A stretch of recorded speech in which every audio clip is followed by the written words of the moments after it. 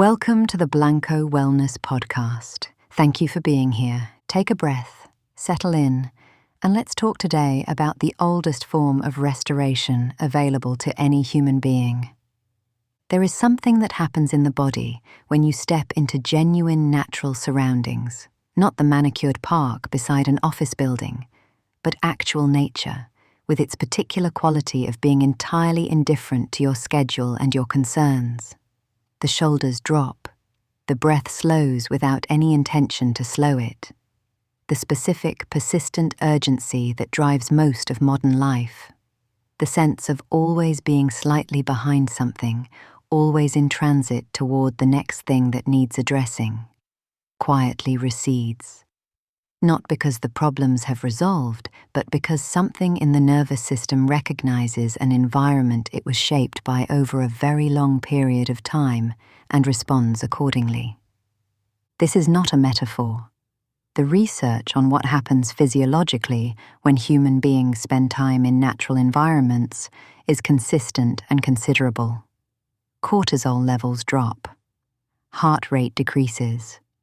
The parasympathetic nervous system, the part responsible for genuine rest and recovery, becomes more active.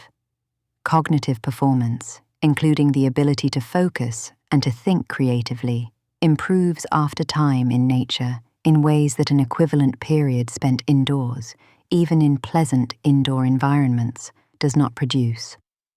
The body responds to nature as though it is returning somewhere it recognizes, which, in the most literal evolutionary sense, it is. For the overwhelming majority of human history, nature was not a destination. It was simply the world, the relationship with natural cycles, the quality of light at different hours, the change of seasons, the presence of living things and living systems all around was the basic condition of human existence, not an occasional supplement to it. The radical disconnection from natural environments that characterizes contemporary urban life is, in evolutionary terms, extraordinarily recent. The body has not had time to stop expecting what it evolved inside, which is partly why providing it with what it expects, genuine time outdoors, genuine exposure to the natural world, produces effects that feel to most people like restoration rather than simply like something pleasant. The Taoist tradition built its entire philosophical framework from close observation of the natural world, and what it consistently found, there was a quality of intelligent, unhurried, self-organizing wholeness that human striving consistently fails to replicate. Nothing in nature is wasted, nothing forces itself. The river finds its path, the seasons arrive without consultation, the tree grows at exactly the pace growth requires, without apology for not growing faster.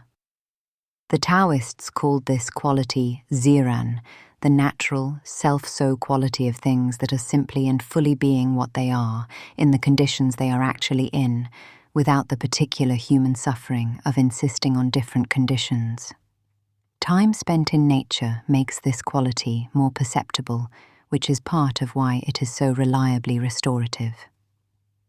The natural world is a continuous, visible demonstration of what it looks like to participate fully in the present moment without resistance. Perspective is one of the most direct gifts that nature offers, and it operates through a mechanism that is simple to describe. When you stand beside the ocean and watch the waves move, when you actually look at it rather than photographing it, the scale of your own concerns adjusts. Not because your concerns become unimportant, but because they are briefly held in a context that is considerably larger than the one they usually occupy. The same thought that was circling anxiously inside four walls becomes, outdoors, a thought among many things, one element in a much larger picture, rather than the primary content of a sealed interior world. The perspective is not forced. It arrives naturally when the context genuinely changes. There is also something worth noting about the quality of attention that nature tends to produce. Most modern environments require directed attention. the sustained, effortful focus demanded by screens and tasks, and the continuous management of incoming information. This kind of attention is depleting. It draws on limited reserves and requires recovery.